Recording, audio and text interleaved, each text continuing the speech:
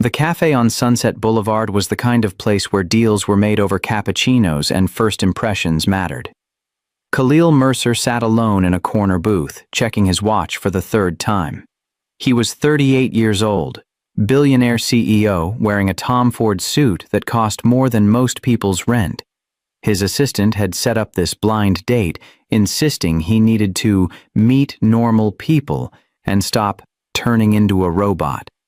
The woman, someone with the initial M, was already 20 minutes late.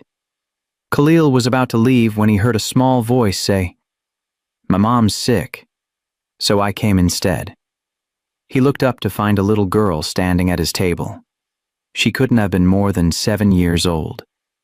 Dark skin, braids coming loose, red cardigan, mismatched socks, backpack held together with duct tape.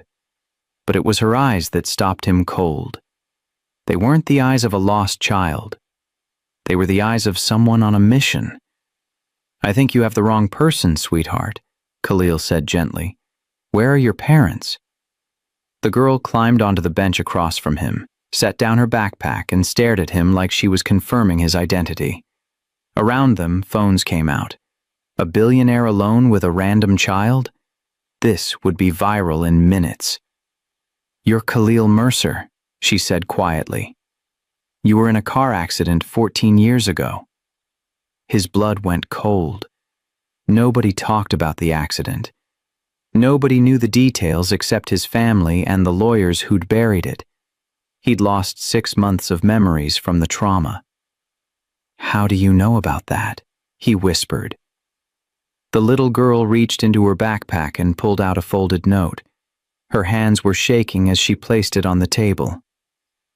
"She said you wouldn't remember her," the girl said softly. "She said you forget things that hurt too much." Khalil unfolded the note with trembling hands. "Come find me. You owe me. M." A flash hit him. Fire, broken glass, someone screaming, hands pulling him from wreckage. Then nothing. The girl was still watching him. "My name is Sky," she said. "My mama's name is Marisol. She saved your life once." She paused. "Now she needs you to save hers." Khalil stared at her, at the note, at this impossible moment. "Where is she?" he finally asked. Sky's eyes filled with tears. "I don't know if she's still alive." Before we dive deeper into this story, let us know where in the world you are watching from, and don't forget to subscribe, as that is part of the ways you can use to support us on this channel. Khalil Mercer sat alone in the corner booth, checking his watch for the third time. The blind date was already 20 minutes late. He shouldn't have come. Billionaires didn't do blind dates, but his assistant had insisted. "You need to meet normal people," she'd said. "You're turning into a robot." So here he was, waiting, feeling ridiculous. The cafe door opened. A little girl walked in. She couldn't have been more than 7. Braids coming loose. Backpack too big for her shoulders. Mismatched socks. She looked lost, but she wasn't looking around like a lost child would. She was scanning the room like she was searching for someone specific. Her eyes landed on him, and she walked straight to his table. Khalil blinked. Are you okay? Where's your mom?" The girl didn't answer right away. She just stared at him. Hard, like she was checking to see if he was the right person. Then she spoke. "My mom's sick, so I came instead." Khalil froze. "Excuse me?" "You were supposed to meet my mom today," the girl said. Her voice was steady, but her hands were shaking. "She couldn't come, so she sent me." People at nearby tables started looking. Phones came out. A billionaire talking to a random kid? That would be on Twitter in 5 minutes.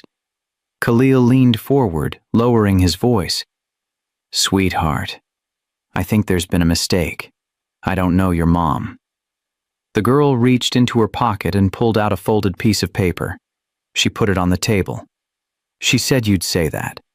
He opened it. The handwriting was shaky, rushed. "Come find me. You owe me." M. His stomach dropped. I don't understand, he said. The girl sat down across from him without being invited. My name is Sky. My mom's name is Marisol. She said you wouldn't remember her. She said you forget things that hurt too much. A flash hit him.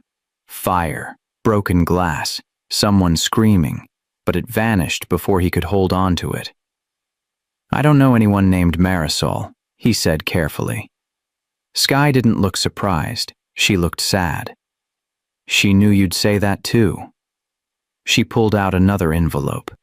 This one had his name written on it in the same shaky handwriting.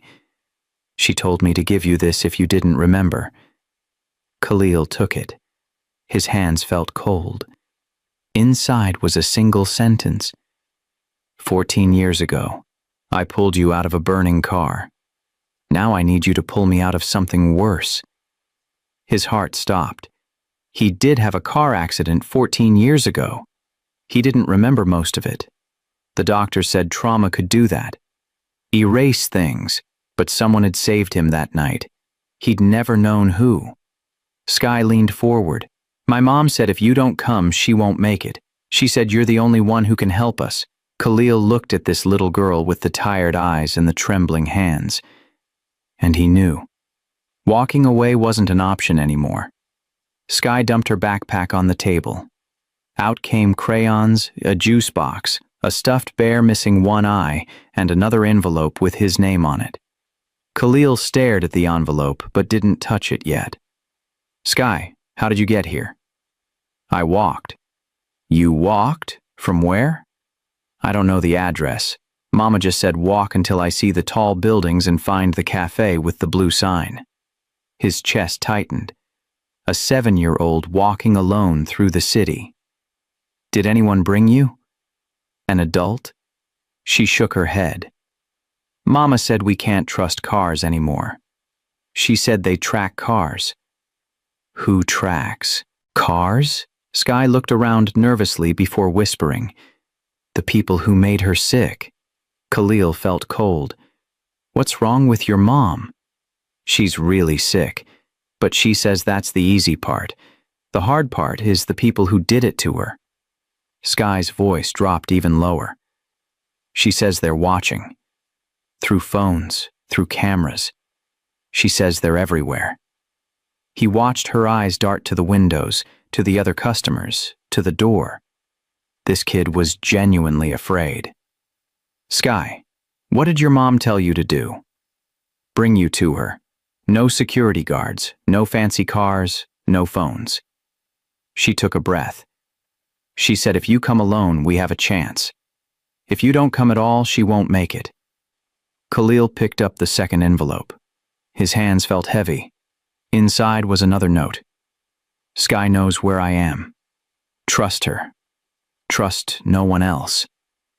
He looked at the little girl sitting across from him. Her socks didn't match. Her bear was falling apart. Her hands wouldn't stop shaking. Why me? He asked quietly. Why did your mom send you to find me? Sky bit her lip. She said you used to be brave. She said you won't run away this time. This time? Sky nodded. She said you forgot her because remembering would hurt too much. She said your brain hides things that are too painful. The fire flashed in his mind again. Screaming. Smoke. Hands pulling him. But it disappeared before he could see a face. I don't remember her, he admitted. I know, Sky said, but she remembers you. She said you saved her once too, even if you don't know it. I saved her? How? Sky looked down at her bear. She didn't tell me that part. She just said, you're even now. Except she needs you one more time. Khalil sat back. Every instinct told him this was wrong. Dangerous. A setup. But the note was real. The fear in this child's eyes was real. And if someone really had saved his life 14 years ago and was now dying, he stood up. Take me to her. Sky grabbed her backpack and her bear. We have to go now. Mama said the longer we wait, the more danger we're in. She headed for the door. Khalil followed, and behind them, a man in a black hoodie lowered his phone and stepped outside. They walked 3 blocks before Khalil asked the question. Why couldn't your mom come herself? Sky kept her eyes forward. Because she's being hunted. He stopped walking. Hunted by who? Sky stopped too. She looked up at him with eyes that had seen too much for a 7-year-old. People from the place she worked. Mama said they hurt people and pretend it's medicine. She said she saw something she wasn't supposed to see. And now we have to hide. Khalil's pulse quickened.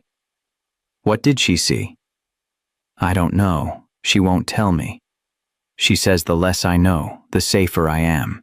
He crouched down to her level. Sky, if your mom is in danger, we should call the police. No. Sky's voice was sharp, panicked. Mama said no police.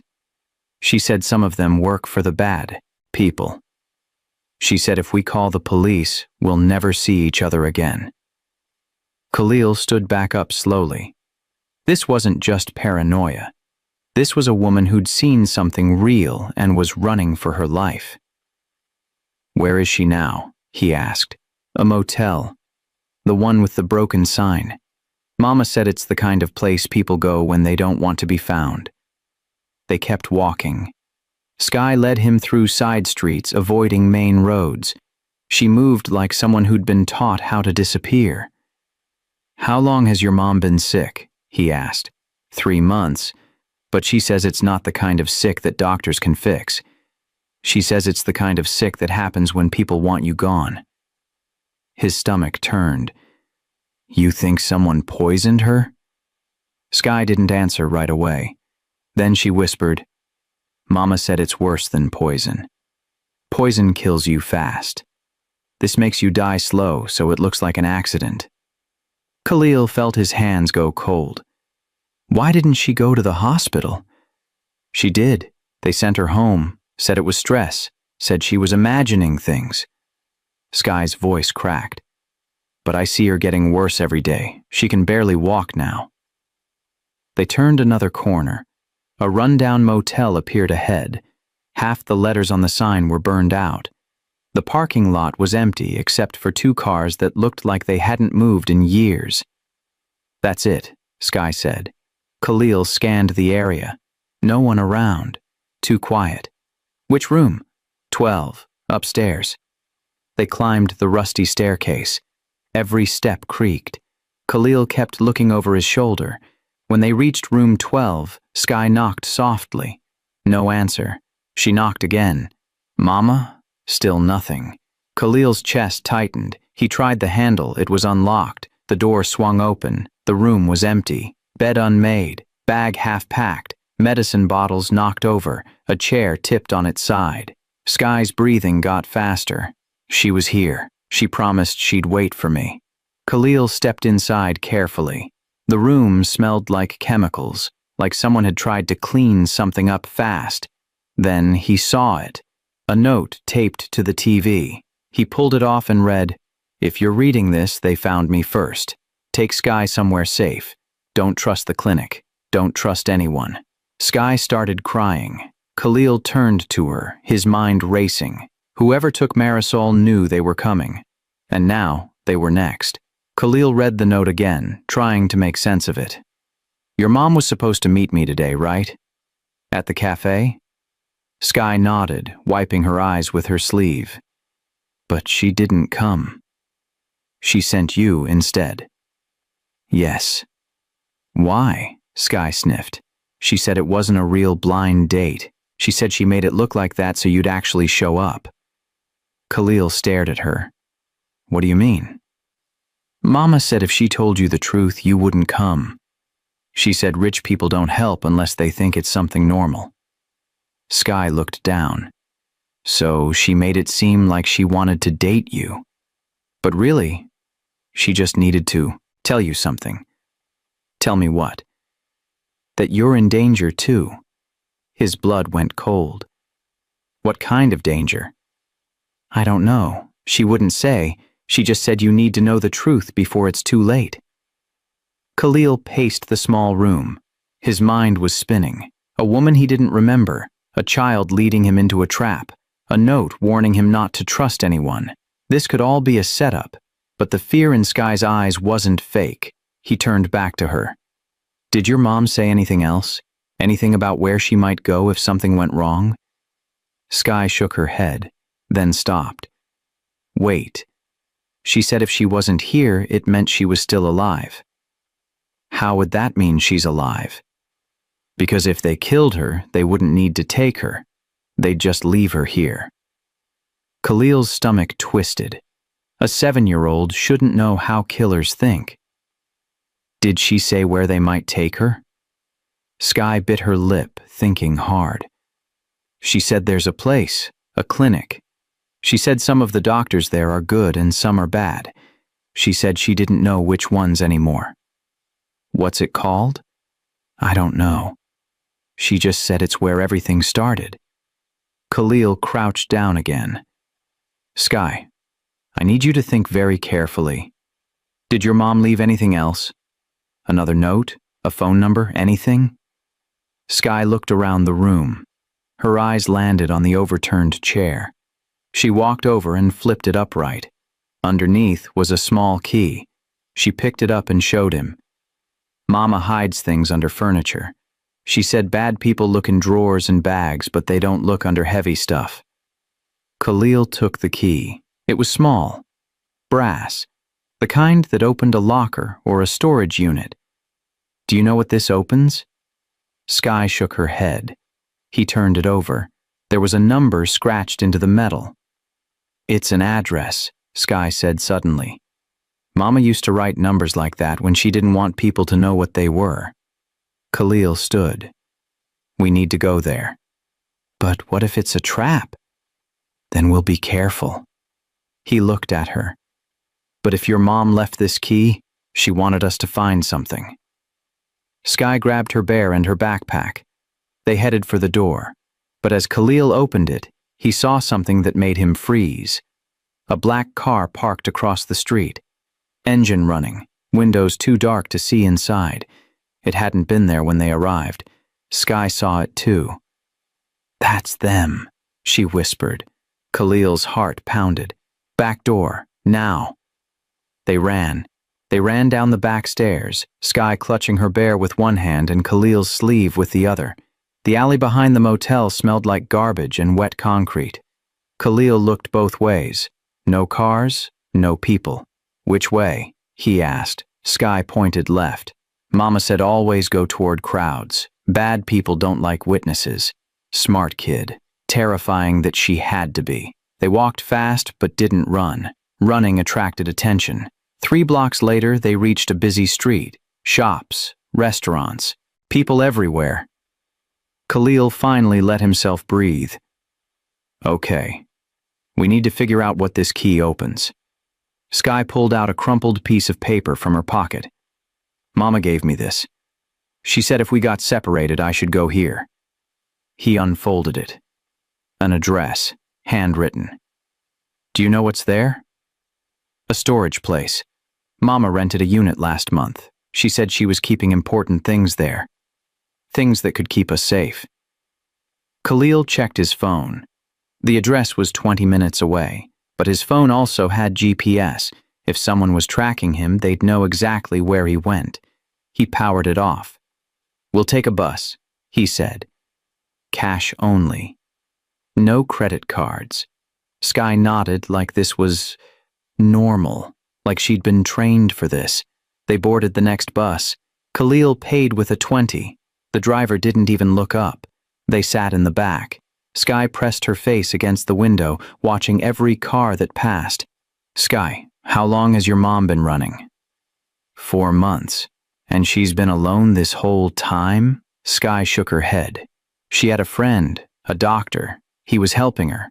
But then he stopped answering her calls. Do you know his name? Dr. Kaidi. Mama said he was scared. She said he wanted to help, but he was too afraid of what they'd do to him. Khalil stored the name in his memory. Did your mom ever tell you what she found? What she saw that made these people come after her? Sky hesitated, then whispered. She said people were dying.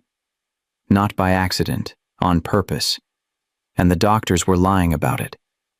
His blood turned to ice. She said they were testing things on people who couldn't say no. Homeless people. Immigrants. People no one would miss.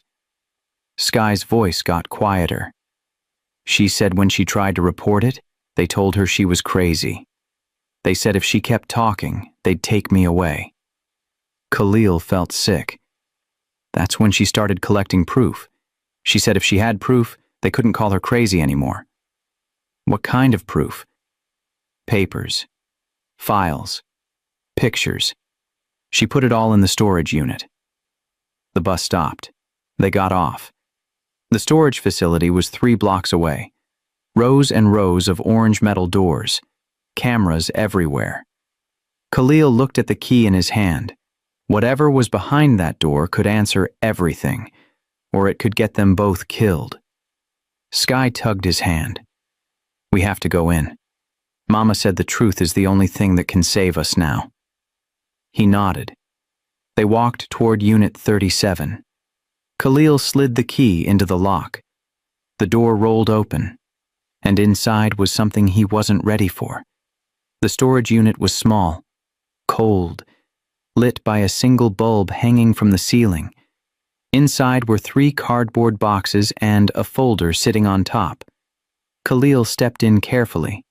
Sky stayed close behind him. He opened the folder first.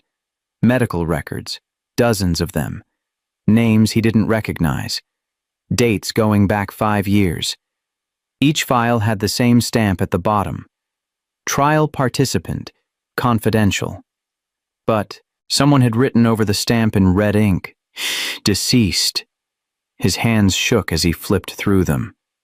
23 people. All dead. All within 6 months of joining the trial. What is this? He whispered. Sky looked at the papers. Mama said those people didn't know what they were signing up for.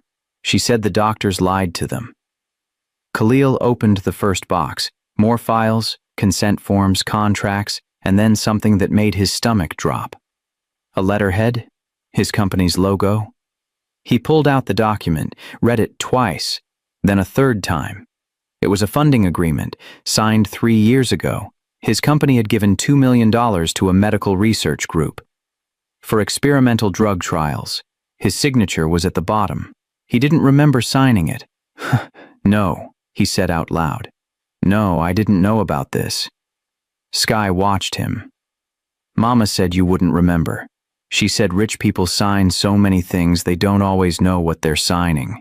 He kept digging, found more contracts, more funding agreements, all with his company's name on them. $5 million total, all going to the same research group, the same group that ran the trials. The same trials that killed 23 people. I funded this, he said, voice hollow. I paid for this. Sky didn't say anything. Khalil sat down hard on the concrete floor. His chest felt tight. Your mom knew, he said. That's why she contacted me. That's why she said I owed her. Sky nodded slowly. Mama said you didn't mean to hurt anyone, but she said you have to fix it now. He looked up at her. How? How am I supposed to fix this? Mama said you have power, money, people listen to you. Sky's eyes were steady. She said if you tell the truth, people will believe you. If she tells the truth, they'll call her crazy. Khalil's throat felt dry. He opened the second box. Photos, printed emails, bank statements, all showing payments from his company to the research group. And then he found something worse, a photo of him at a charity event, shaking hands with a man in a white coat. The back of the photo had a name written on it, Dr. Raymond Voss, lead researcher. He flipped to another photo, same man, different event, standing beside Khalil's father. His father knew. His father had introduced him to this man. His father had set up the funding. Khalil felt like the floor disappeared. My father was involved, he said quietly. Sky sat down beside him.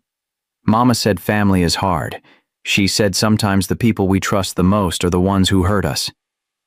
He stared at the photos, at the contracts, at the names of 23 dead people. "What's in the third box?" he asked. Sky reached for it, opened it carefully. Inside was a USB drive and one more note. Khalil unfolded the note. It said, "Everything is on the drive. Names, dates, recordings. If you're reading this, I'm either dead or close to it. Please don't let them win." Marisol, his hands, wouldn't stop shaking. Sky looked at him with those two old eyes. "What do we do now?" Khalil stood up. "We find your mom. And then we burn this whole thing down." Khalil grabbed the USB drive and the folder with the contracts. Everything else stayed in the boxes for now. "We need to find someone who can use this," he said. "Who?" Sky asked. "A journalist, someone who can't be bought, someone who will actually publish the truth." Sky tilted her head. "Mama said she tried that. She said the first journalist she talked to got fired the next day." Khalil stopped moving. "Fired for what?" "Mama didn't say. She just said the company made a phone call and the journalist was gone." His jaw tightened. These people had reach. Real reach. "Then we find someone they can't touch." He pulled out his phone, still off. He turned it on just long enough to search for one name. Alani Cruz. Independent investigative reporter. No corporate backing. Funded by readers. Known for taking on companies that thought they were untouchable. He memorized her contact info and shut the phone off again. "There's someone," he said. "But we have to get to her without being tracked." Sky clutched her bear tighter. "How?" "We stay off cameras. Use cash. No phones." He looked at her. "Can you do that?" She nodded. They left the storage unit and locked it behind them. As they walked back toward the main street, Sky suddenly grabbed his arm. "That car." Khalil looked. A black sedan parked half a block down. Same model as the one outside the motel. "Are you sure?" he asked. "Mama made me memorize the license plate of every car that followed us. That's one of them." His heart pounded. "How many cars are there?" "3 that I know of." 3 cars. That meant at least 3 people. Maybe more. "Okay, we're not running. We're just 2 people walking. Stay calm." They crossed the street and ducked into a coffee shop. Khalil scanned the room. Back exit. He could see it past the counter. Order something," he told Sky. "Act normal." She went to the counter and asked for hot chocolate. The barista smiled at her. Khalil watched the front window. The black car hadn't moved, but a man got out. Tall, sunglasses, hands in his pockets. He walked toward the coffee shop. Khalil's pulse spiked. "Sky, we're leaving." She grabbed her hot chocolate and followed him toward the back. They slipped through the rear exit into another alley. Khalil pulled her left, then right, weaving through side streets. "Are we safe?" Sky whispered. "Not yet." They kept moving until they reached a bus stop. Different route, different direction. Khalil paid cash again. They sat near the driver this time. Sky sipped her hot chocolate, hands still shaking. Mama said they'd never stop looking for her. "Why?" Khalil asked. "What makes her so dangerous to them?" Sky looked up at him. "Because she knows who's in charge. Mama said it's not just the doctors. It's someone bigger, someone who tells everyone else what to do." "Did she say who?" Sky shook her head. "She said she'd only tell you in person. She said it was too dangerous to write down." The bus rolled through the city. Rain started hitting the windows. Khalil stared at the USB drive in his hand. Everything was on here. Names, proof, evidence that could destroy people. But without Marisol, he didn't know who the real target was. "We have to find her," he said. "How?" Sky asked. We don't know where they took her. Khalil thought hard. Then it hit him. The clinic. The one your mom mentioned. She said some of the doctors there are good. Sky's eyes widened. You think she's there? I think if she's still alive, that's where she'd try to go. But what if the bad doctors find her first? Khalil stood as the bus approached the next stop. Then we better get there before they do. The clinic was in a part of town Khalil had never been to. Old buildings, cracked sidewalks, the kind of place where people went when they couldn't afford hospitals. The sign outside said, Community Health Center. Half the letters were faded. This is it? Khalil asked. Sky nodded. Mama said this is where the good doctors work, the ones who still care. They walked inside. The waiting room was packed, people coughing, kids crying, a TV in the corner playing the news with no sound. Khalil approached the front desk. A tired-looking woman glanced up. Can I help you? I'm looking for someone. A patient. Her name is Marisol. The woman's face didn't change. We don't give out patient information. Please, it's urgent. She's in danger. The woman looked at Sky, then back at him. Sir, I can't help you. Khalil leaned closer. She came here because she trusted someone, a doctor. His name is Kadi. The woman's fingers stopped typing. I don't know that name, she said quietly, but her eyes said different. Please, Khalil said. A little girl is looking for her mother. If you know anything, I said I can't help you. The woman's voice was firmer now, almost like she was being watched. Khalil stepped back. Sky tugged on his sleeve. She knows something, Sky whispered, but she's scared. They sat down in the waiting room. Khalil watched the hallways, nurses moving fast, doctors checking charts. Everything looked normal, but something felt wrong. 20 minutes passed. Then a man in scrubs walked by. He glanced at Khalil, then at Sky. He stopped. Are you waiting for someone? The man asked. Khalil stood. Yes, Marisol. Do you know her? The man's face stayed blank. Follow me. He walked toward a side hallway. Khalil hesitated. This could be a trap. But Sky grabbed his hand. Mama said Dr. Kaidi would help us. They followed the man down the hallway. He opened a door to a small office and gestured them inside. Then he closed the door behind them. My name is Dr. Kaid, the man said quietly, and you need to leave. Now. Khalil blinked. What? Marisol told me you might come. She also told me that if you did, I should send you away. You're making things worse. Worse? She asked me to help her. She changed her mind. Dr. Kaidi crossed his arms. She realized bringing you into this puts you in danger. And if you're in danger, you're no use to anyone. Sky stepped forward. Where's my mama? Dr. Kaidi's expression softened. She's safe. For now. I want to see her. You can't. Why not? Because the people looking for her are watching this clinic. If she sees you, they'll know she's here. Khalil felt his chest tighten. Then why did she send her daughter to find me? She didn't think you'd actually come. Dr. Kaide shook his head. She thought you'd ignore the message. Stay safe. But you didn't. So what now? Khalil demanded. I just leave? Pretend I never saw that storage unit? Pretend I don't know what my company funded? Dr. Kaide stared at him. You opened the boxes. Yes. Then you know what's at stake. I know 23 people are dead. I know my money paid for it. And I know Marisol has proof. Dr. Kaide exhaled slowly.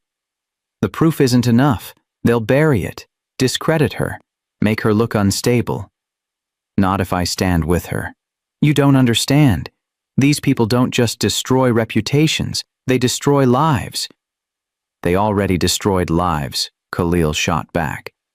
23 of them. Silence. Dr. Kaidi looked at Sky, then back at Khalil. If I take you to her, you can't leave. Once you're in, you're part of this. There's no going back. Khalil didn't hesitate. I'm already part of this. I've been part of it since I signed those contracts. Dr. Kaidi studied him for a long moment. Then he nodded. Follow me. Dr. Kaidi led them down another hallway.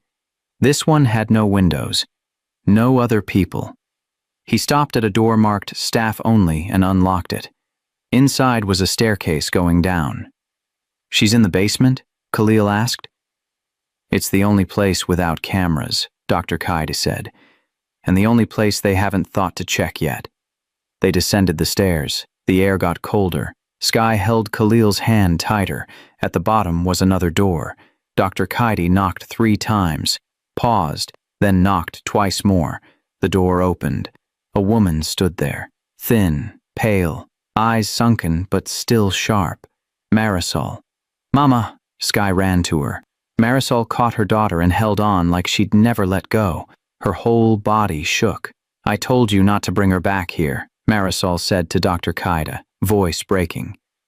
She brought him, Dr. Kaidi replied, nodding toward Khalil. Marisol looked up. Her eyes met Khalil's. For a moment, neither of them spoke. You came, she finally said. You asked me to.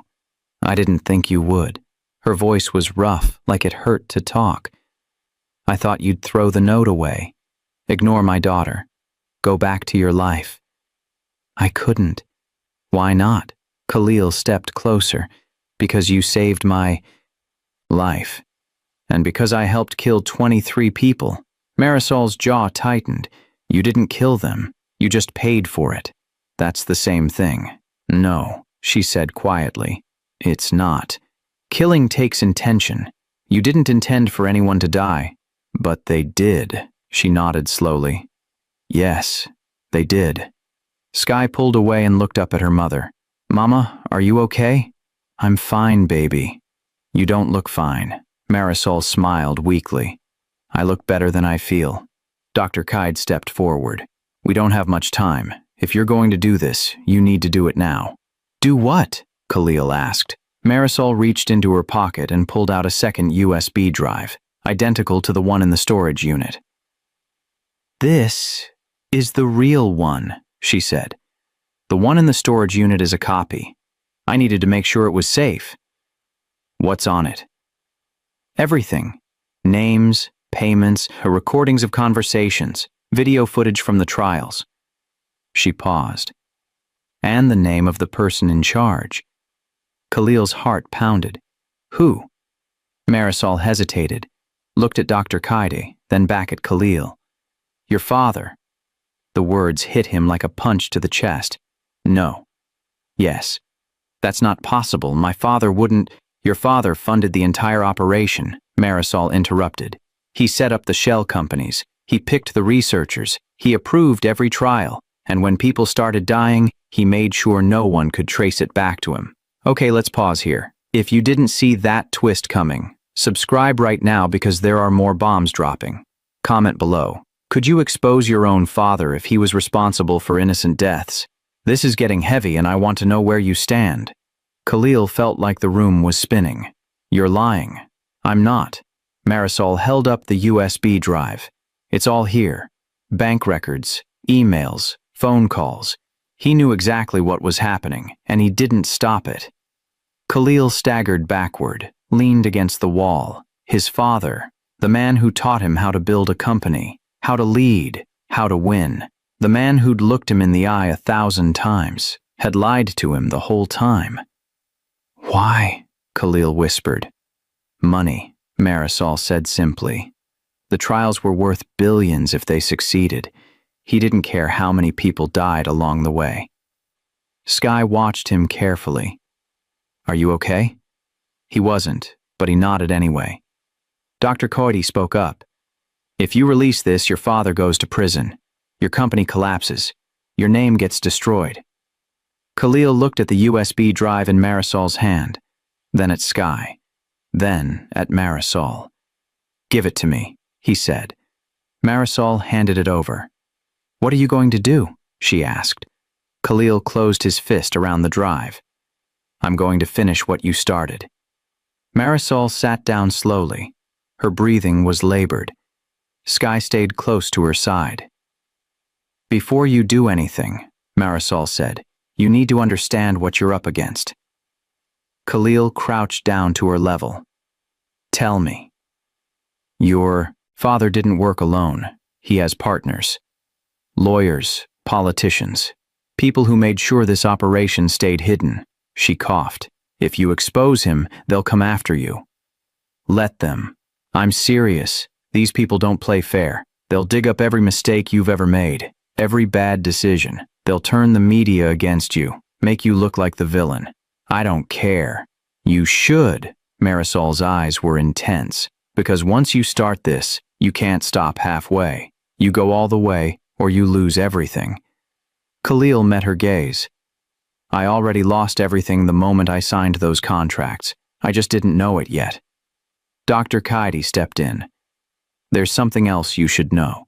The trials didn't stop. Khalil's blood went cold. What? They're still running. Different location. Different name, but same operation. Where?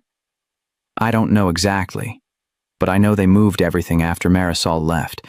They're being more careful now, harder to track. Khalil stood. Then we find them. We shut them down. It's not that simple, Dr. Kaidi said. They have protection, government contracts, approval from agencies that are supposed to regulate them. How is that possible? Because the right people got paid, Marisol said bitterly. That's how it always works. Sky tugged on her mother's sleeve. Mama, why didn't you tell the police? Marisol's face softened. I tried, baby, but the police said I didn't have enough proof. They said I was making things up. But you had proof. Not the kind they'd believe, not without someone powerful backing me up. She looked at Khalil. That's why I needed him. Khalil paced the small room. His mind was racing. The journalist. Alani Cruz. If I give her this drive, she'll publish it? Maybe, Marisol said, but she'll need more than just the drive. She'll need witnesses, people willing to go on record. Will you? Marisol hesitated. If I go public, I'm dead within a week. Not if we protect you. Who's going to protect me? You? She shook her head. You're one man. They're an entire network. Then we build our own network, Khalil said. We find other victims, other families, people who lost someone in these trials. We get them to speak up. Dr. Kaid crossed his arms. Most of them don't even know their loved ones were part of a trial. They think it was natural causes. Bad luck. Then we tell them the truth. And if they don't believe you, then we show them the evidence. Marisol coughed again, harder this time. Blood flecked her lips. Sky gasped. Mama! Dr. Kaidi moved quickly, helping Marisol sit up straighter. She needs real medical care, he said. Not this basement. No hospitals, Marisol rasped. They're watching hospitals. Then what? Khalil demanded. We just let you die down here? Marisol looked at him with tired eyes. If I die, it doesn't matter, as long as the truth gets out. It does matter, Sky said, crying now. You matter. Marisol pulled her daughter close. I know, baby. But some things are bigger than one person. Khalil felt his throat tighten. No, we're not doing this. We're not sacrificing you so the story works. He looked at Dr. Kaidi. There has to be another way. Dr. Kaid thought for a moment. There might be, but it's risky. Everything about this is risky. There's a doctor I know, someone who used to work for them but got out. She's been hiding for 2 years. If anyone can help Marisol, it's her. Where is she? I can't tell you that here. Too many ears. Khalil nodded. Then take us to her. Dr. Kaide checked his watch. We have to move now. The night shift starts in 15 minutes. That's when they swap security. Security for what? Khalil asked. For making sure people like Marisol don't leave. Dr. Kaida grabbed a medical bag from a shelf. This clinic isn't as safe as you think. Some of the staff report back to them. Marisol struggled to stand. Sky helped her. How do we get out without being seen? Khalil asked. Loading dock. There's a delivery truck that comes every night. We hide you in the back until it's past the cameras. And then? Then we get you to Dr. Lindsay Chen. She's the one I told you about. She knows how to treat what they did to Marisol. Khalil looked at Marisol. What exactly did they do to you? She took a shaky breath. They exposed me to something during one of the trials. I was observing, taking notes. There was an accident. A vial broke. I breathed it in. What was in the vial? I don't know, but whatever it was, it's been shutting down my organs slowly ever since. Khalil felt sick. How long do you have? Dr. Kade thinks maybe 2 weeks. Maybe less. Sky's grip on her mother tightened. But Dr. Chen can help? She developed the compound, Dr. Kade said. If anyone knows how to reverse it, it's her. They moved toward the door. Dr. Kade checked the hallway. Empty. Stay close. Don't talk. If anyone asks, your family visiting a patient. They climbed the stairs slowly. Marisol had to stop twice to catch her breath. When they reached the main floor, the waiting room was even more crowded than before. Perfect cover. Dr. Kaide led them through a side exit toward the loading area. A truck was already there, engine running. The driver saw them and nodded. Dr. Kaide, we need a ride. The driver looked at Khalil, then at Marisol and Sky. This about the thing we don't talk about? Yes. The driver opened the back. Get in. I'll take you as far as the bridge. After that, you're on your own. They climbed inside. The truck smelled like disinfectant and cardboard. The door closed. Darkness. Sky whispered, I don't like this. I know, Khalil said, but we're almost out. The truck started moving. 5 minutes passed. 10. Then the truck stopped suddenly. Voices outside. Routine check, someone said. Khalil's heart hammered. He pulled Sky and Marisol toward the back corner behind a stack of boxes. The door opened. A flashlight beam swept across the cargo area. What are you carrying? A man's voice asked. Medical supplies, the driver replied. Same as every night. Mind if I take a look? Go ahead. Footsteps, the beam getting closer. Khalil held his breath. Sky buried her face in Marisol's shoulder. The beam passed over the boxes they were hiding behind. Paused, then moved on. All right? You're good. The door slammed shut. The truck started moving again. Khalil exhaled slowly. That was too close, Dr. Kaide whispered. Are they looking for us specifically? Khalil asked. Probably. Word spreads fast when a billionaire shows up at a clinic like this. Then they know I'm helping her. They know something. They just don't know what yet. The truck drove for another 20 minutes before stopping again. This time, the driver knocked twice on the wall. End of the line. Dr. Kaide opened the door. They were parked under a bridge. Graffiti on the walls, the sound of traffic overhead. Dr. Chen lives 2 miles from here, Dr. Kaide said. We walk the rest of the way. Marisol leaned heavily on Khalil. She was getting weaker. Can you make it? He asked. I have to. Sky took her mother's other arm. They started walking. The city felt different at night. Quieter, more dangerous. How do you know we can trust Dr. Chen? Khalil asked.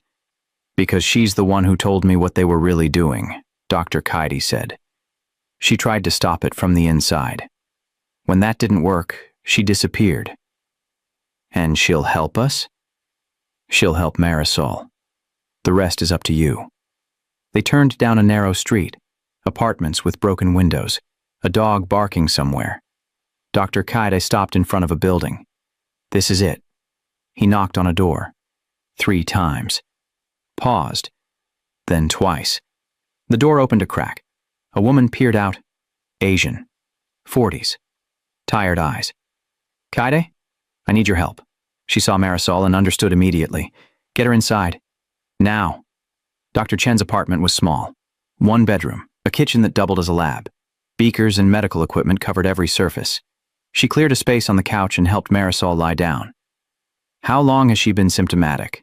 Dr. Chen asked, checking Marisol's pulse. 4 months, Dr. Kaide said. Dr. Chen's face went pale. 4 months?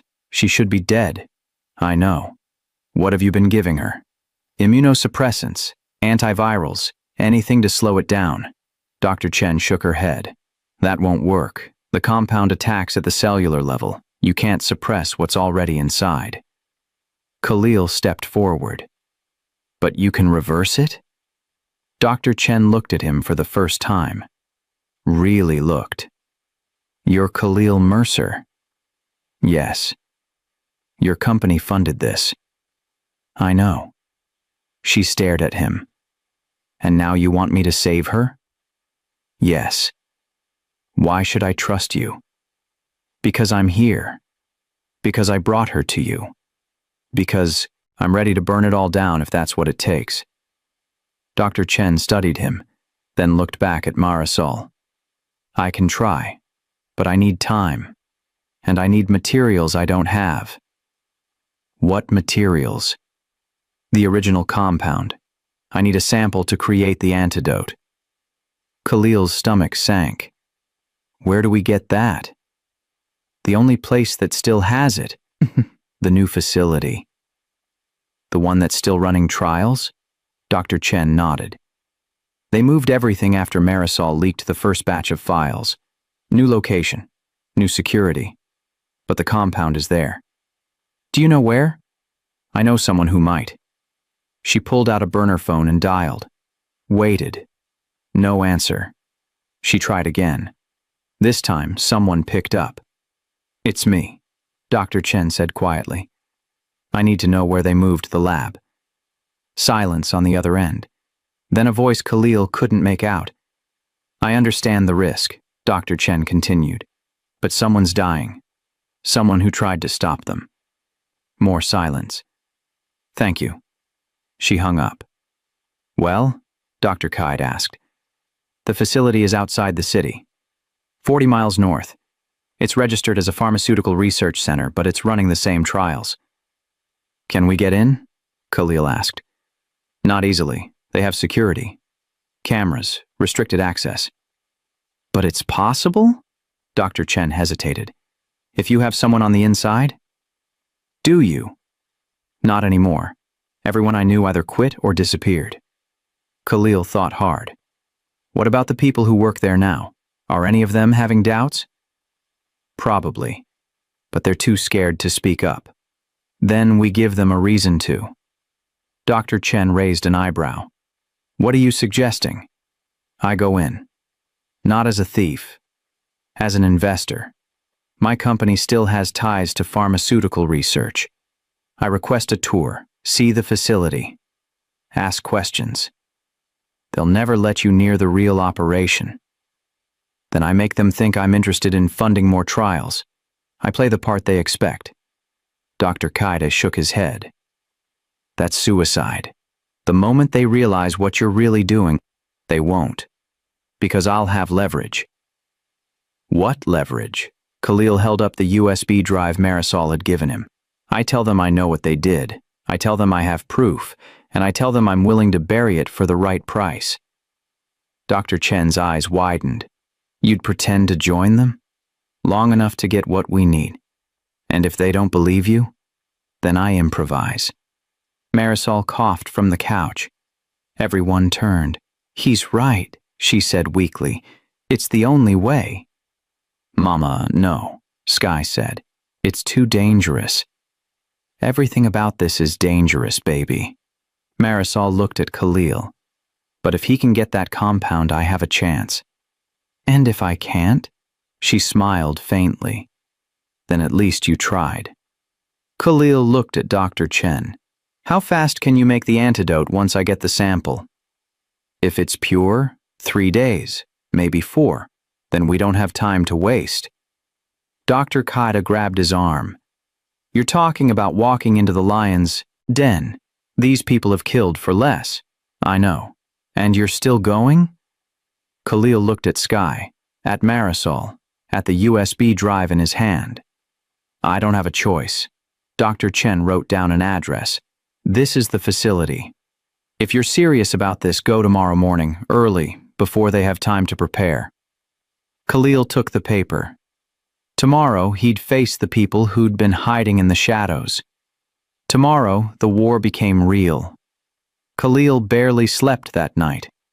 Dr. Chen let them stay in her apartment, but every sound made him jump. Every car passing outside felt like a threat. By 5 in the morning, he gave up trying to rest. Sky was curled up next to her mother on the couch. Marisol's breathing was shallow but steady. Dr. Kaide sat at the kitchen table drinking cold coffee. You're really doing this?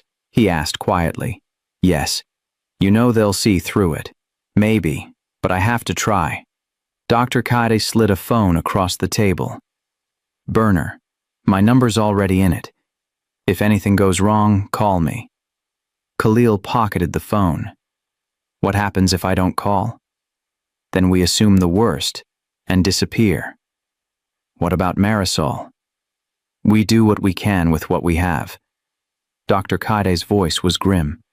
But without that compound, she won't make it past next week. Khalil stood. He needed to look the part. Businessman. Investor. Someone who belonged in that world. Dr. Chen appeared from the bedroom with a suit bag. I thought you might need this, she said. It belonged to my ex-husband. He was about your size. Khalil took it. A dark suit. Clean. Professional. Thank you. Don't thank me yet. Just come back alive.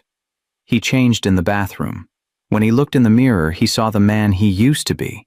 The one who signed contracts without reading them. The one who trusted his father. That man was gone now. By 6:30, he was ready. Dr. Chen handed him a business card. This is your cover. You're representing a private equity firm interested in pharmaceutical investments. Use the name on the card. He read it. Marcus Webb. Memorize it. If they check, the firm exists. The phone number works. I set it up last night. How? I still have friends in places you don't want to know about. Khalil looked at Marisol one last time. She was awake, watching him. Be careful, she whispered. I will. Sky stirred. Where are you going? To get medicine for your mom. Can I come? Not this time. Her face fell, but she nodded. Dr. Kaida drove him to the facility. They didn't talk much. The roads were empty. Dawn was just breaking. 40 miles north, just like Dr. Chen said. The building appeared suddenly. Modern. Glass and steel. A sign out front. North Point Biomedical Research. This is it, Dr. Kaide said. Khalil stared at the building. It looked legitimate. Professional. Nothing like a place where people died. Remember, Dr. Kaide said, you're there to invest. Ask about success rates, safety protocols. Make them. Think you care about the science, not the bodies. Got it. And if you see anything that confirms what's on that USB drive, I'll document it. Dr. Kaide handed him a pen. Camera's in the clip. Press the top twice to start recording. Khalil tested it. A tiny red light blinked once. How long does it record? 2 hours. Make it count. Khalil stepped out of the car. The building's front doors were glass. Automatic. A receptionist sat inside. He walked in, shoulders back, confidence he didn't feel. Good morning, the receptionist said. Do you have an appointment? I do. Marcus Webb. I'm here to speak with Dr. Raymond Voss. The receptionist typed something, paused, looked up. Dr. Voss wasn't expecting you today. I sent an email last night. Perhaps it didn't go through. She checked again. 1 moment. She picked up the phone, spoke quietly, hung up. Dr. Voss will see you. 3rd floor. Conference room B. Thank you. Khalil walked toward the elevator, heart pounding. The doors closed. He pressed the button for the third floor. The pen camera was already recording. Now came the hard part. Lying to the people who'd killed 23 innocents and making them believe every word. The elevator doors opened on the third floor. The hallway was bright, clean, sterile. A woman in a lab coat waited for him. Mr. Webb? Yes. I'm Dr. Sarah Ortiz, Director of Clinical Operations. Dr. Voss asked me to give you a tour before your meeting. Khalil shook her hand. I appreciate that. Right this way. She led him down the hall. Through windows he could see labs, people in masks working with equipment. Everything looked normal. We run multiple trials here, Dr. Ortiz explained. Everything from cancer treatments to neurological therapies. Our success rate is among the highest in the industry. Impressive. How many trials are currently active? 12. Most are in phase 2. A few in phase 3. And your patient retention. She hesitated for just a second. Quite high. Khalil noticed the pause. He pressed the pen clip twice. The camera was recording. How high? 85% complete their treatment protocol. What happens to the other 15%? Some withdraw voluntarily. Others experience complications that require them to leave the study. What kind of complications? Dr. Ortiz's smile tightened. That varies by trial. We're very transparent with our participants about potential risks.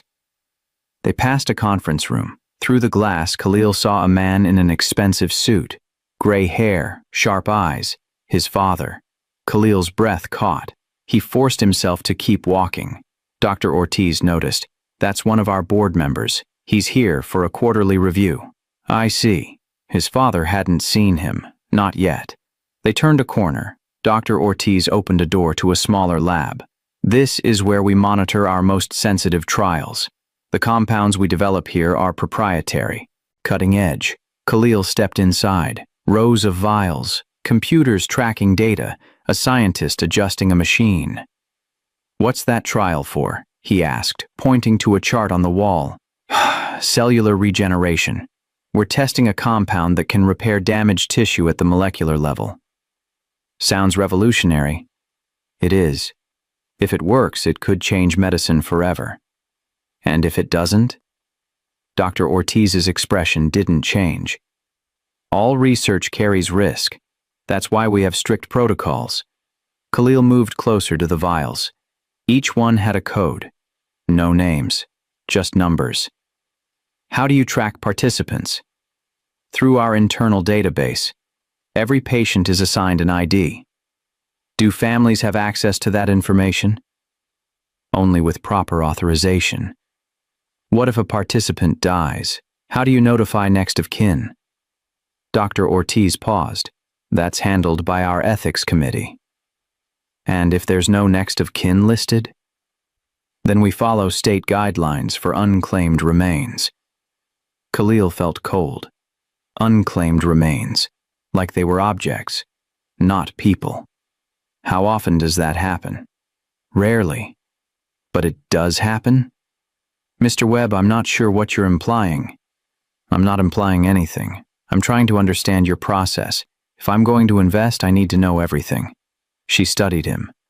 Of course. We're completely transparent. Good. Then I'd like to see your trial results. All of them. That information is confidential. I'm a potential investor. I need to know what I'm funding. Dr. Ortiz's smile vanished. I'll have to speak with Dr. Voss about that. Please do. She led him back to the elevator, pressed the button for the 5th floor. Dr. Voss's office is at the end of the hall. He'll answer any additional questions. Thank you. The elevator doors closed. Khalil was alone. He checked the pen, still recording. When the doors opened, he stepped into a different world. This floor was quieter, darker, fewer windows. At the end of the hall was a large office. The door was open. A man sat behind the desk, Dr. Raymond Voss. He looked up as Khalil approached. "Mr. Webb, please, come in." Khalil stepped inside. The door closed behind him. And he realized something. Dr. Voss wasn't alone. Sitting in the corner, hidden from view until now, was his father. "Hello, son," his father said quietly. Khalil's blood turned to ice. They knew. Khalil didn't move. His father stood slowly, hands in his pockets. "Marcus Webb," his father said. "Clever alias. But you should have known we monitor everyone who contacts this facility." Dr. Voss leaned back in his chair. "Your email triggered an alert. We ran facial recognition on the lobby cameras. Found you in under 2 minutes." Khalil's mind raced. The pen was still recording. He had to keep them talking. "So, you know why I'm here," he said. "We can guess," his father replied. "Marisol got to you. She told me the truth. Her version of it. 23 people are dead. That's not a version. That's a fact." His father sighed. "Those people were dying anyway. We gave them hope, a chance. You gave them poison. We gave them experimental treatment. Some responded well, others didn't. That's how science works." Khalil felt rage building in his chest. "You killed them and covered it up." "We documented everything," Dr. Voss interjected. "Every patient signed a consent form. They knew the risks. Did they know you were testing unapproved compounds? Did they know you were falsifying safety data?" His father's expression hardened. "You don't understand what we're trying to accomplish here." "Then explain it." "We're saving lives, real lives. The treatments we're developing could cure diseases that kill millions. But progress requires sacrifice." "Sacrifice? You mean murder?" "I mean acceptable losses in pursuit of a greater good." Khalil stepped closer. "Who decides what's acceptable? You? Someone has to. And the families? The people who lost someone? Do they get a say?" His father's jaw tightened. "They were compensated." "With what? Silence money?" "With enough to move on." Khalil shook his head in disbelief. You paid them to forget their loved ones died in your experiments." "We helped them through a difficult time. You bought their silence so you could keep killing." Dr. Voss stood. "Mr. Mercer, I think this conversation is over. I'm not done." "Yes, you are." Dr. Voss pressed a button on his desk. The door opened. 2 security guards stepped in. "Escort Mr. Mercer out," Dr. Voss said. Khalil didn't resist. "Not yet." "What about Marisol?" he asked. "What are you going to do about her?" His father finally looked him in the eye. "Marisol made her choice. She stole confidential information. She's facing consequences." "You poisoned her." "She exposed herself during a lab accident. We tried to help. She refused treatment. Because she knew you'd finish the job." His father said nothing. The guards moved toward Khalil. "You're going to let them kill her?" Khalil demanded. "Your own employee?" "She's not an employee anymore," his father said coldly. "She's a liability. And what am I?" His father hesitated. For just a moment, something flickered in his eyes. "Regret? Shame? You're my son. And you're making a mistake. The mistake was trusting you." The guards grabbed his arms, not rough, just firm. "Wait," Dr. Voss said suddenly. He looked at Khalil. "What do you want?" Khalil stopped. "What?" "You came here for something. What is it?" Khalil made a decision, a gamble. "The compound, the one that's killing Marisol. I want a sample." Dr. Voss laughed. "You think we'd just give that to you?" "I think you want this to go away quietly. I think you don't want what's on that USB drive going public." His father tensed. "What USB drive?" "The one Marisol gave me. The one with all your dirty secrets." The room went silent. Dr. Voss exchanged a look with his father. "You're bluffing," his father said. "Try me." Another silence. Finally, Dr. Voss spoke. "What are you proposing?" Khalil straightened. "I give you the drive. You give me the compound. We both walk away." "And Marisol?" "She gets treatment. She disappears. You never hear from her again." Dr. Voss considered this. "And the data on the drive?" "Gone. Erased. Like it never existed." His father stepped forward. "You'd bury evidence of murder for one woman's life?" Khalil met his gaze. "Yes." His father stared at him, searching for the lie. "All right," Dr. Voss said. "We have a deal." Dr. Voss walked to a safe behind his desk. Khalil watched every move. "The compound is highly unstable," Dr. Voss said as he worked the combination.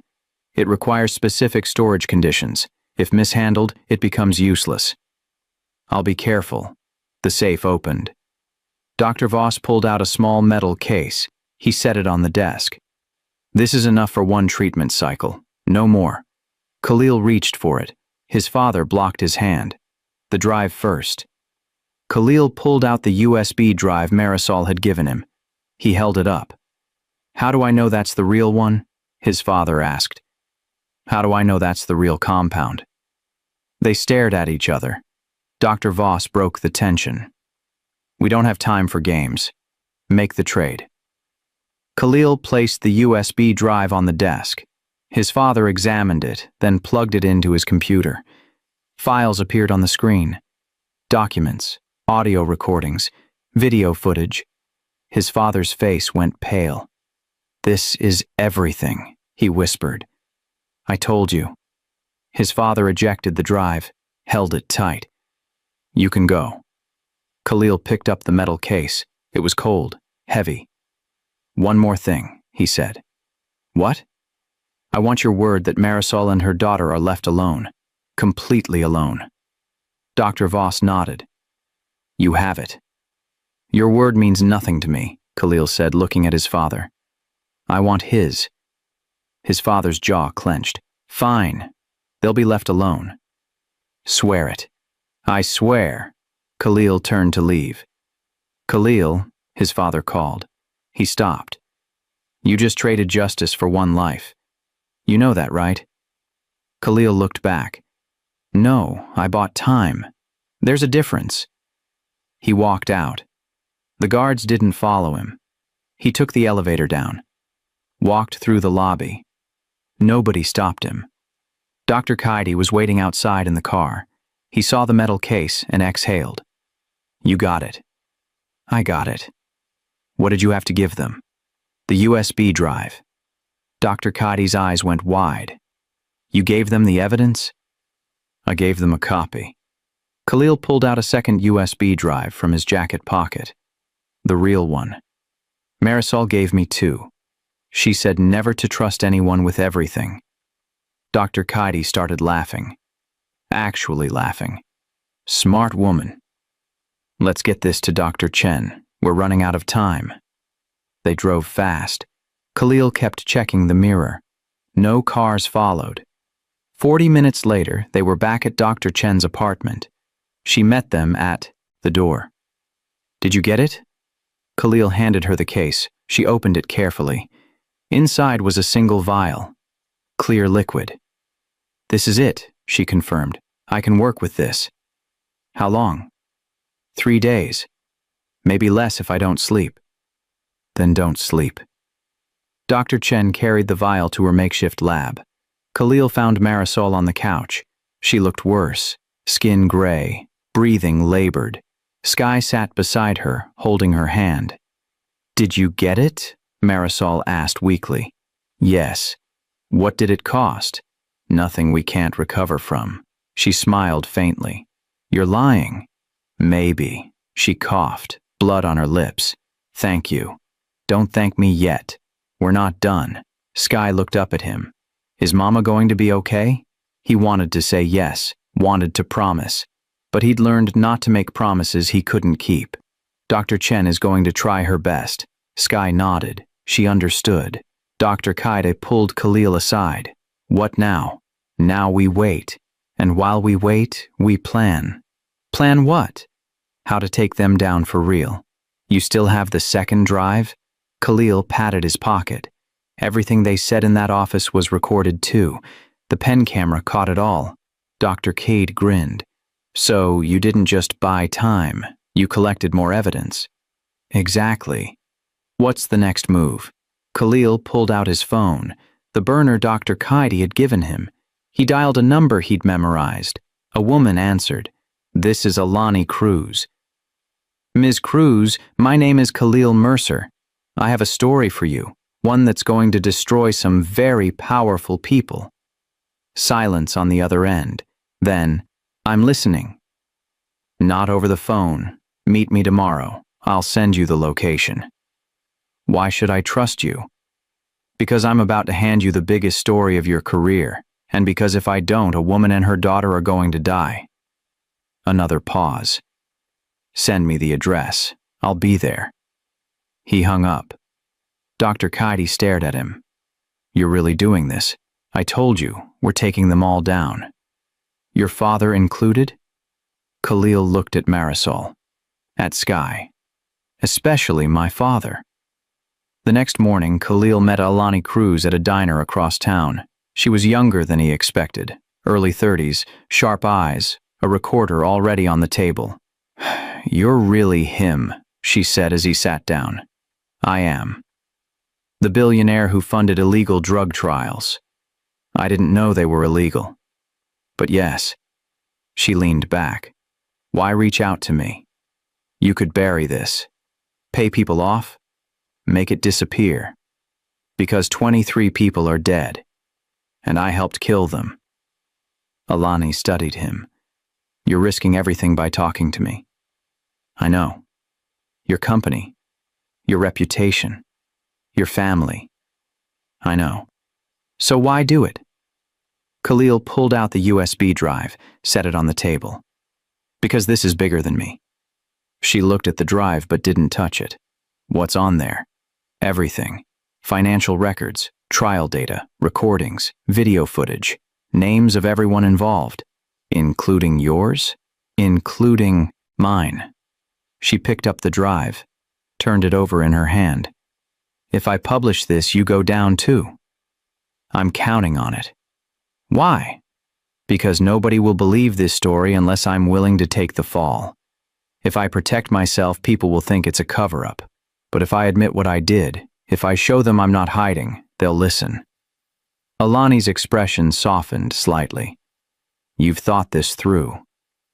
I've had time to think about nothing else. She plugged the drive into her laptop, started scrolling through files. Her face changed as she read. Shock, anger, disbelief. This is worse than I imagined, she whispered. I know. There are government officials on here, FDA inspectors, senators. I know. If I publish this, people will come after me.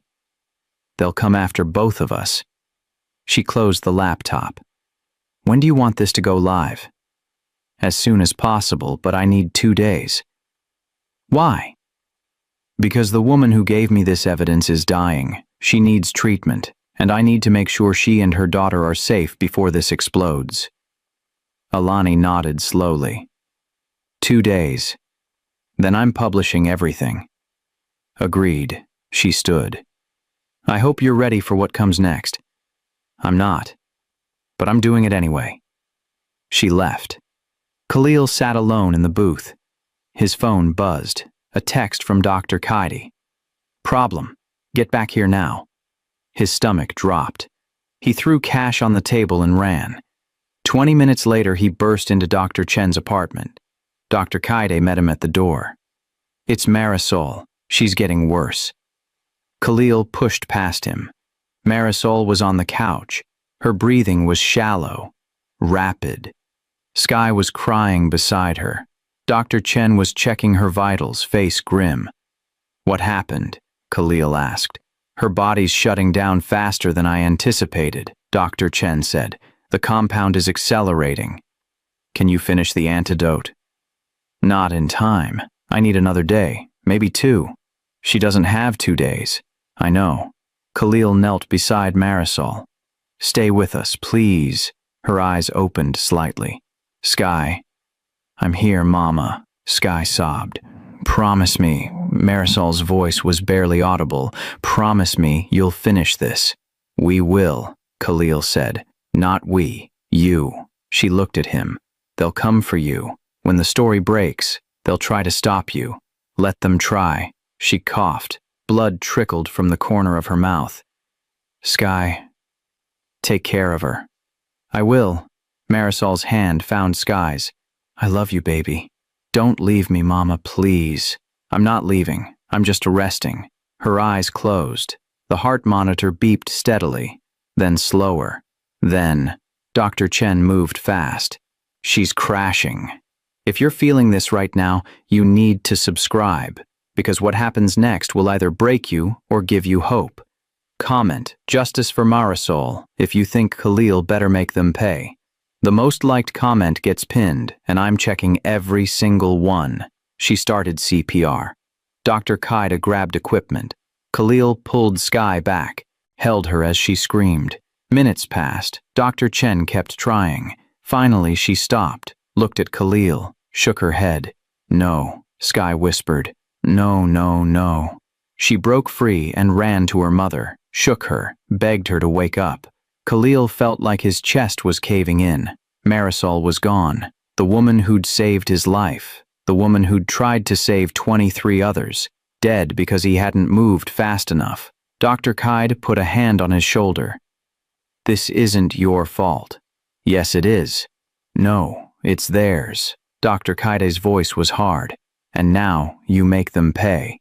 Khalil looked at Sky, sobbing over her mother's body. He'd promised Marisol he'd finish this. He'd promised he'd protect Sky. He didn't know how to do either, but he was going to try, even if it killed him. They buried Marisol quietly. No service, no announcement. Just Khalil, Dr. Qaeda, Dr. Chen and Sky standing in a small cemetery outside the city. Sky didn't cry. She'd run out of tears hours ago. She just stared at the headstone with empty eyes. Khalil knelt beside her. I'm sorry I couldn't save her. She didn't think you could, Sky said softly. She just wanted you to tell the truth. I will. When? Tomorrow. The story goes live tomorrow. Sky looked at him. What happens to me? The question hit him hard. He hadn't thought that far ahead. You'll stay with me. I'll take care of you. You don't have to. I want to. Why? Because your mom saved my life once, and because I owe her more than I can ever repay. Sky turned back to the headstone. Mama said you were a good person who made bad choices. She said everyone deserves a second chance. Khalil's throat tightened. She was too kind.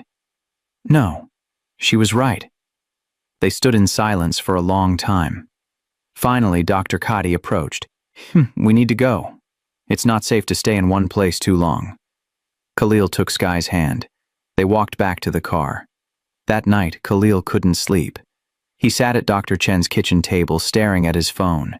Alani had sent him a draft of the article. He read it 3 times. It was brutal, honest. It named everyone, including him. His company would collapse. His father would go to prison. His reputation would be destroyed. But 23 families would finally know the truth. He typed a response. Publish it. 3 dots appeared. Then, are you sure? He hesitated. Then typed, yes. It goes live at 6 a.m. He set the phone down. Dr. Qaeda walked in. Can't sleep? No. Second thoughts? Every thought is a second thought right now. Dr. Qaeda poured himself water. You know what happens tomorrow, right? I'll lose everything. Probably. People will hate me. Definitely. My father will never forgive me. Good. He doesn't deserve forgiveness. Khalil rubbed his face. What if this doesn't change anything? What if they just find someone else to blame? Then at least you tried. At least those 23 people didn't die. For nothing. Marisol died for this. Marisol died fighting. That's different. Dr. Qaeda sat down. She chose this. You didn't force her. I should have moved faster. You moved as fast as you could. Khalil looked at him. Do you think she knew that she wouldn't make it? Dr. Kaid nodded. I think she knew the moment she sent Sky to find you. I think she made peace with it. Then why go through all of this? Why not just release the evidence herself? Because nobody would have listened to her. But they'll listen to you. Dr. Kaidi leaned forward. You're a billionaire. You have a name. A platform. She needed you to amplify her voice. I'm just a megaphone. Sometimes that's all it takes to change the world. Morning came faster than Khalil wanted. At exactly 6 a.m., his phone exploded with notifications. The article was live. He opened it. The headline read, Billionaire exposes deadly drug trials. I helped fund murder. Below, it was his photo, then Marisol's, then a list of 23 names, the victims. Within minutes, it was everywhere. News sites, social media, television. His phone rang, his assistant, his lawyers, his board members. He ignored them all. Instead, he walked to the living room where Sky was sleeping on the couch. He sat beside her, watched her breathe. She'd lost everything, her mother, her home, her entire world. But she was alive, and he was going to make sure she stayed that way, no matter what it cost. His phone rang again. This time, he answered. Mr. Mercer, this is Agent Lisa Torres with the FBI. We need to talk. He took a breath. I'm ready. Agent Torres arrived within the hour. She came alone. No sirens, no backup. Khalil met her at the door. Mr. Mercer, Agent Torres. She looked past him. Is the child here? Yes, she's sleeping. Good. We'll need to speak with her eventually. But not today. They sat at the kitchen table. Dr. Kaidi and Dr. Chen stayed close. Agent Torres set down a folder. I've read the article. I've reviewed the files you provided.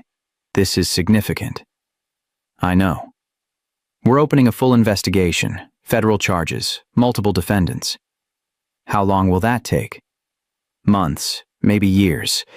These cases are complicated. People died. How is that complicated? Because proving intent is difficult. Your father and Dr. Voss will claim they were conducting legitimate research. They'll say the deaths were unfortunate, but within acceptable parameters.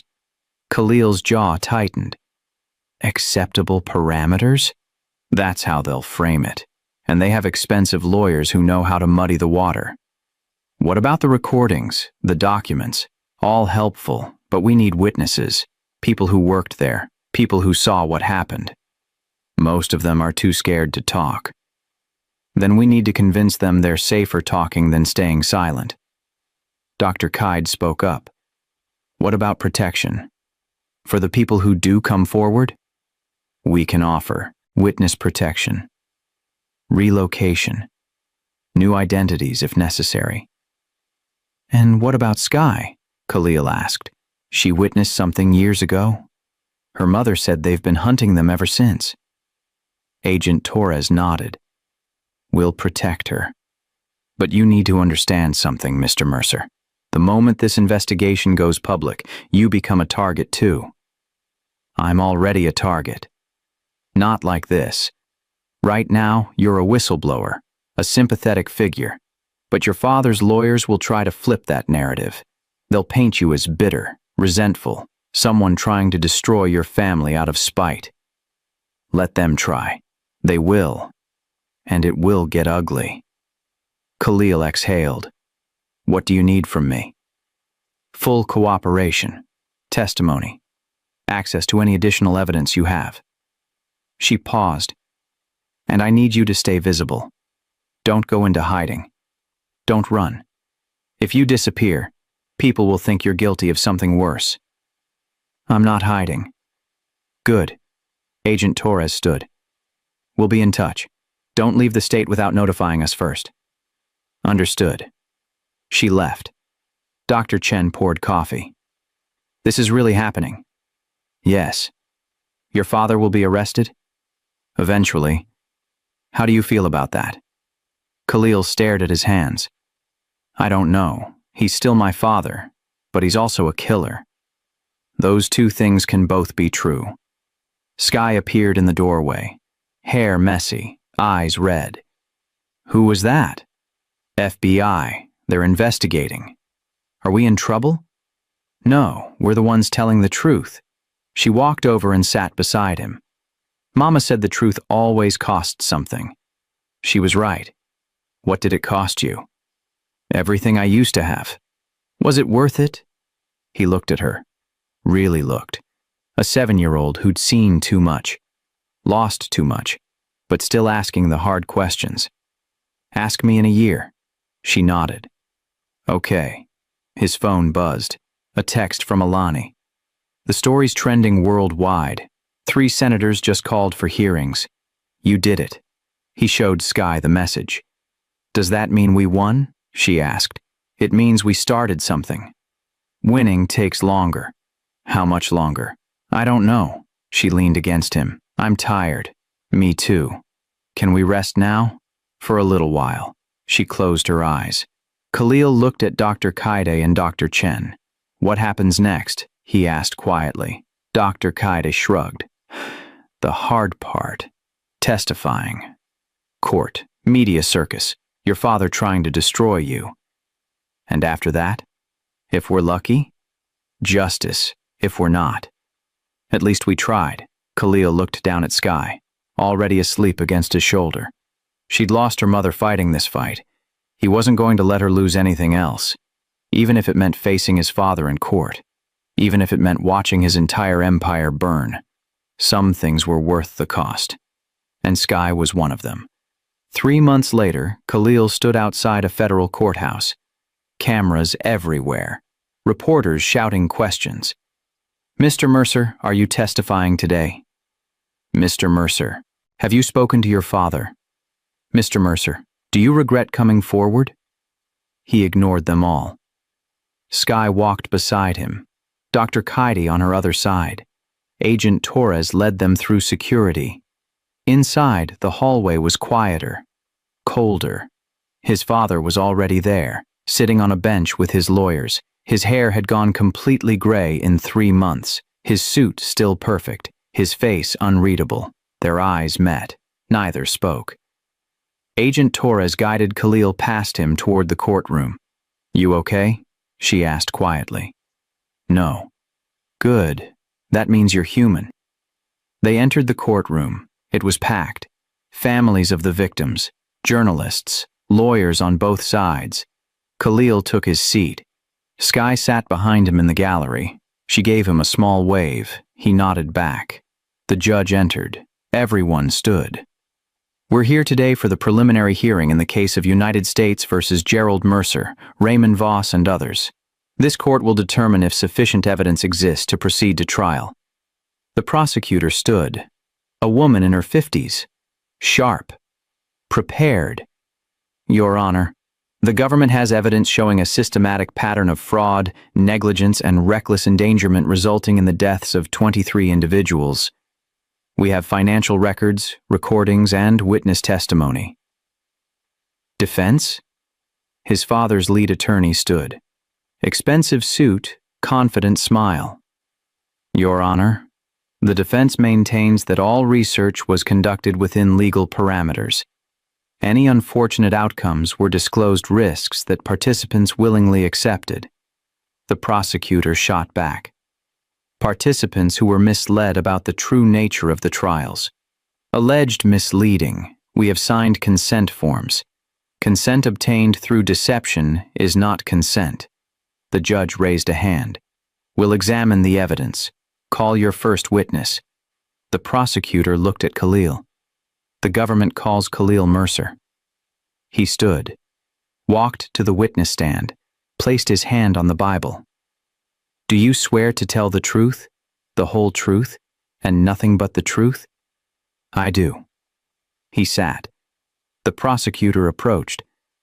Mr. Mercer, can you describe your relationship to the defendant, Gerald Mercer? He's my father. And your role in his company?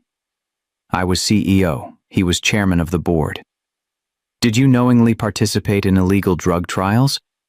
No. I signed funding agreements without understanding what they were really for. But you profited from them? My company did. Yes. And when did you learn the truth? 3 months ago, when a woman named Marisol contacted me. Can you tell the court about Marisol? Khalil took a breath. She worked at the research facility. She discovered people were dying in trials that were never properly disclosed. She tried to report it. She was ignored. Then she was targeted. Targeted how? She was exposed to a dangerous compound. It killed her slowly. By the time I got involved, it was too late to save her. But you tried? Yes. Why? Because she saved my life 14 years ago. And because she was right. The prosecutor nodded. What happened to the evidence she collected?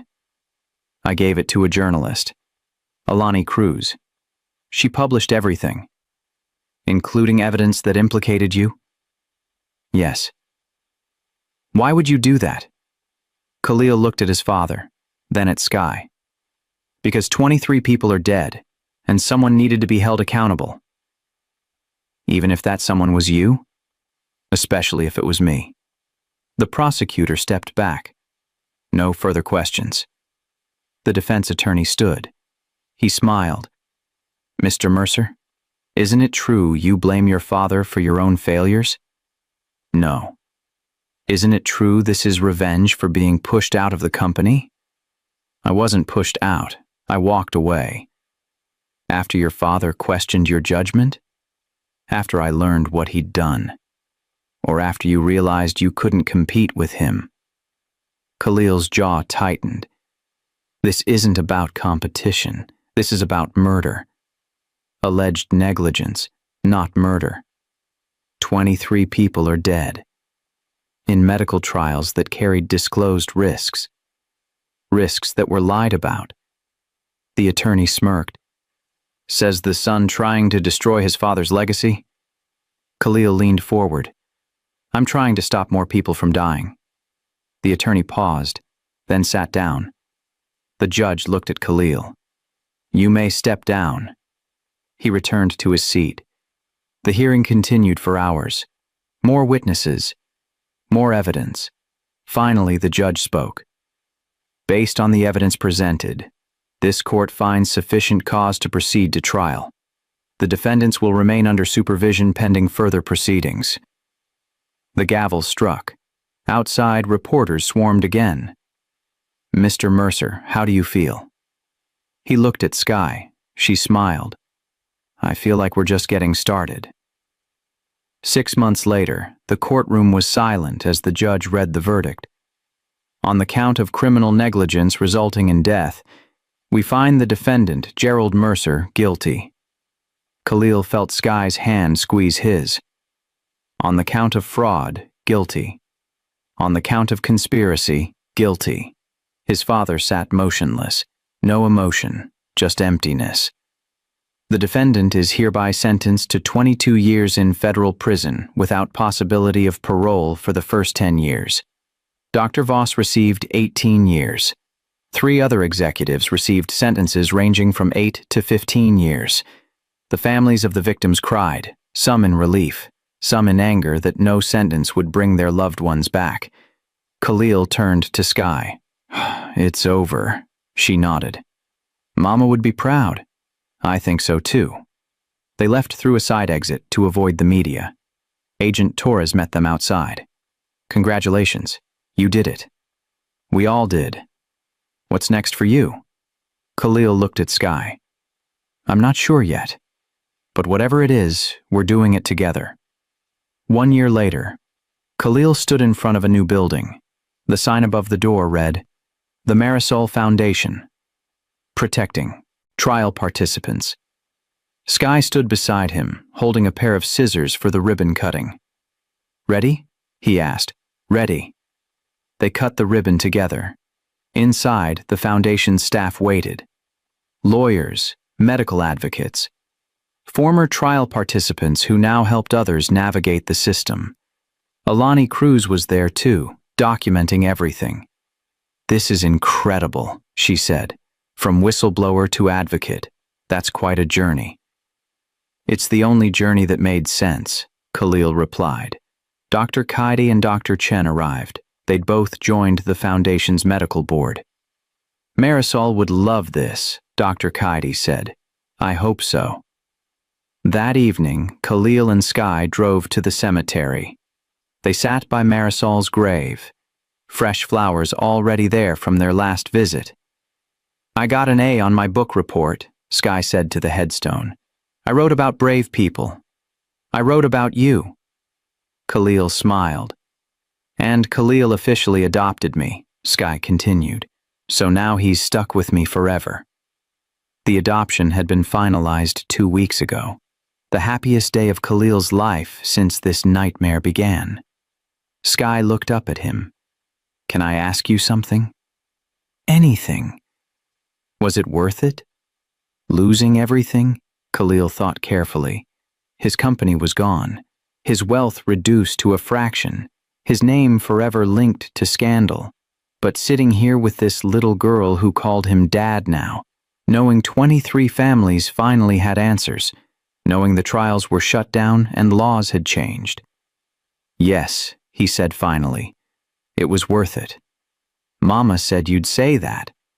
She did. She told me before she died. She said you'd lose everything and find something better. What did I find? Sky smiled. Me. He pulled her close. She was right. He'd walked into that cafe expecting a blind date. Instead, he'd found a daughter, a purpose, a reason to be better than he was. The sun was setting, orange and pink across the sky. Come on, Khalil said. Let's go home. Home, Sky repeated, testing the word. I like that. They walked back to the car together. Behind them, Marisol's headstone caught the last light of day. Engraved beneath her name were the words Sky had chosen. She saved lives, even when it cost her own. If this story hit you in the heart, do 2 things right now. Subscribe so you never miss stories like this, and comment telling me, what would you have done in Khalil's position? Would you have sacrificed everything for the truth? Drop your answer below, and if this story moved you, share it with someone who needs to hear it. See you in the next one. And somewhere in the space between justice and mercy, between loss and healing, her story finally found its ending.